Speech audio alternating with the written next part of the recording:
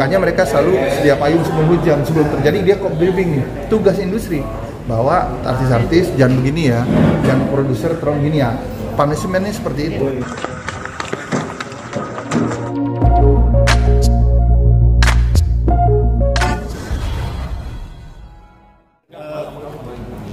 Tadi ada yang Pak Yulian, ada artis yang dinamika tadi Pak. Terkait artis yang dinamika tadi. Jadi yang larangan tampil di TV. Kebanyakan orang kan selalu membuat kreativitas itu mati, seolah KPI itu melakukan pelarangan terhadap kreativitas. Undang-undang itu menyatakan bahwa Komisi Penyiaran itu pasti berhadapan dengan industri, dan yang pelarangan itu pasti kami ketahui industri yang akan memberitahu artisnya. Nah, ekosistem ini tentu harus benar-benar saya selalu bilang ini menjadi satu saling kait-mengait. Jadi jangan seolah kami tegur industri bahwa TVA tolong dong program ini jangan ini. Program itu kan cek siapa yang salah, ternyata talent artisnya. Nah, produser itu yang bertanggung jawab terhadap artis itu. Jadi tidak serta-merta KPI langsung ke artis gitu. Jadi otomatis pada programnya atau industrinya. Nah, dinamika itu wajar. Kadang muncul ada yang like dengan artis, suka dengan artis A. Itu surat tuh banyak banget pengaduan di KPI. Ada yang tidak suka. Ada juga itu memberikan surat, tapi kan namanya lembaga negara ini kan harus objektif berdasarkan undang-undang. Mana yang dilanggar, mana yang tidak dilanggar. Kalau nggak dilanggar ya biarkan. Kalau dilanggar ya tentu harus kami panggil produser programnya, kami panggil, kemudian dilakukan ibaratnya digelarlah perkaranya begitu kan. Benar nggak gini? Oh ternyata asumsi begini. Nah hal-hal ini yang perlunya komunikasi gitu. Nah komunikasi ini tentu butuh pengetahuan, butuh edukasi, pencerahan, ya, sehingga membuat karakter apa keinginan dari sebuah semangat undang-undang penyiaran. Itu poinnya sebenarnya. Meskipun artis ini sendiri sudah berubah, udah berubah dan udah kembali ke jalan yang ini, tapi masih tetap nggak boleh disiarkan. Oh tidak, kalau sudah secara etika itu biasanya ada namanya social sanction itu gini. Jadi ada hukuman sosial yang diberikan bukan oleh KPI lembaga negara, tapi adalah dilakukan oleh industri TV sendiri. Misalnya etikanya nggak bagus dan sebagainya. Industri TV menyatakan wah ini kalau kayak gini nggak bagus jadi contoh. Tapi KPI selalu mengimbau, ingat industri konten itu adalah karakter bangsa itu diceritakan oleh industri penyiarannya. Jadi kalau karakter ini muncul, tentu ini akan menjadi suatu karakter bangsa kita. Nah, siapa karakter itu diindividukan oleh artisnya. Kalau artisnya masih begitu, karakternya sudah, saya pikir banyak sih artis yang bagus-bagus yang sudah, ya dengan kisahnya banyak sekali yang lalu-lalu lah. Kita sebutlah kan dulu, ada sempat juga viral, ketika Ariel waktu itu ada kasus Ariel dengan namanya, di ban, ini dilarang, kan muncul kayak gitu. Fenomena-fenomena yang seolah melarang ini, melarang itu dan sebagainya misalnya. Tapi kan nggak begitu menilai sebuah nilai konten kan. Lihat apa yang dilakukannya hari ini, dan yang kalau memang semuanya sudah baik ya harus kita berikan. Jadi nggak mungkin ini seumur hidup dilarang tampil.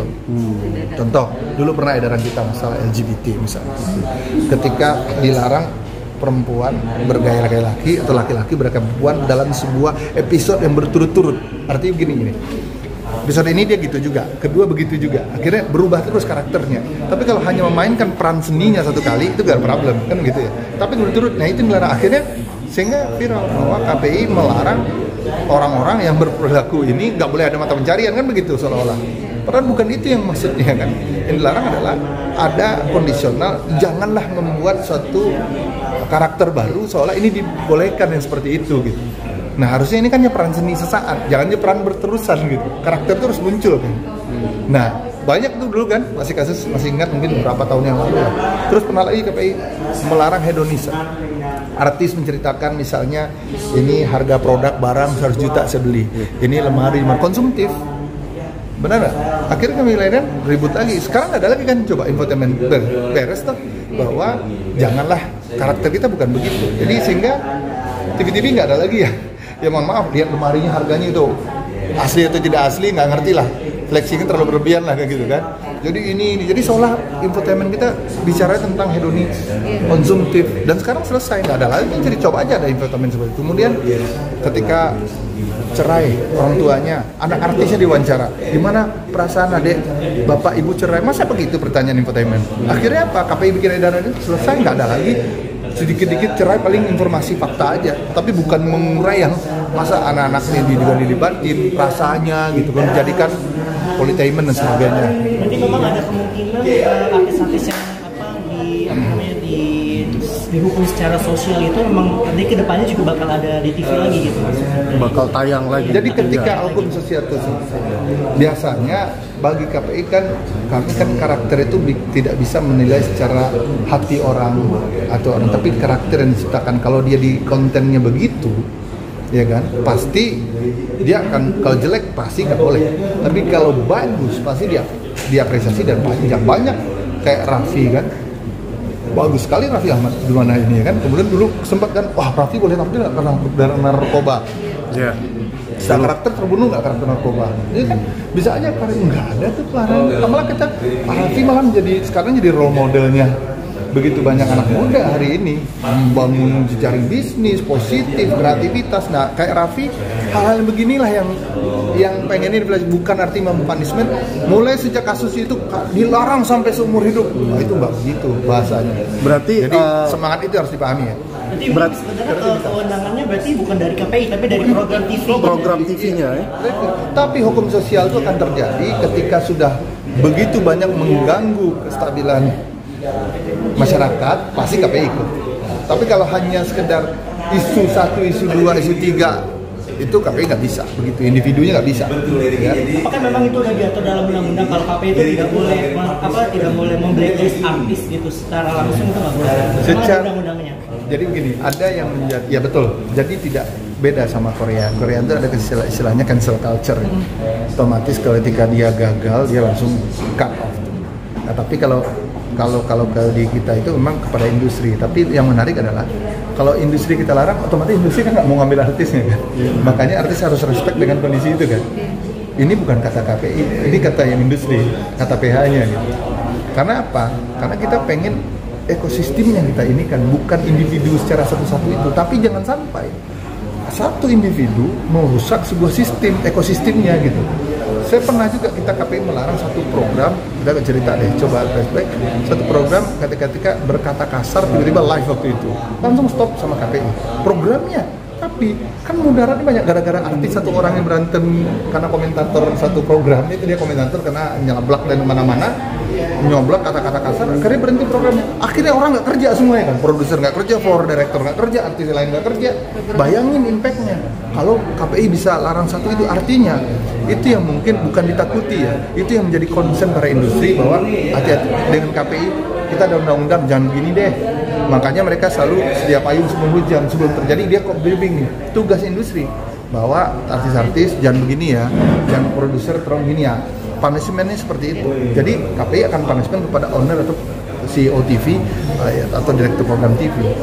Jadi lebih gede powernya lagi karena bisa berhenti kampung, bukan orangnya aja kan gitu. Nah, kalau udah program ini berhenti, biasanya saling ngintip tuh di TV sebelah. Itu udah dilarang kemarin di programnya. Karena apa? Karena disanksi KPI misalnya programnya. Karena artisnya si A. Akhirnya kan hukumannya yang terjadi, hukuman sosial artisnya sendiri yang bikin ke individunya kan, akhirnya dia nggak dipakai kan begitu. Nah ini yang mungkin dia takutkan para talent gitu. Oleh sebab itu kami berharap banyak sekali research indeks kualitas misalnya di televisi yang dilakukan oleh KPI, boleh lihat datanya, program itu semakin lama semakin baik. Nah harapannya artis-artis pun juga harus baik, itu harapannya. Karena apa? Jangan sampai ya nggak ada ruang bagi dia oleh industrinya untuk nayang, daripada dia gua di blok terus nanti kan begitu ya. Itu sih. Berarti artis yang KDRT juga, bekas KDRT bisa juga siaran di TV nantinya. Nah, ini definisi hukumnya ini dulu nih. Okay. Kan saya bilang ada narkoba, ada KDRT, kan saya cerita tadi kan. Okay. Itu yang menjadi hukuman sosial itu akan terjadi di industri itu sendiri. Bagi KPI, kami melihat tayang ini kira-kira layak nggak? Bisa lah jadi tontonan nggak? Atau jadi tuntunan nggak? Gitu. Itu yang dinilai KPI secara komprehensif ya, bukan individu loh. Ingat dong.